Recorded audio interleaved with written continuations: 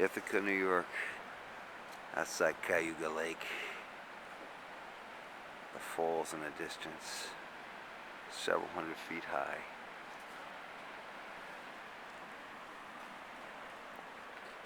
Down, down, down it goes.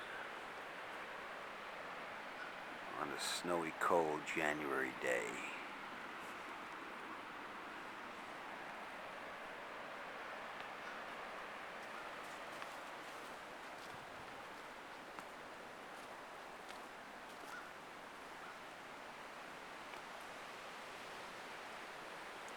Hundreds of feet up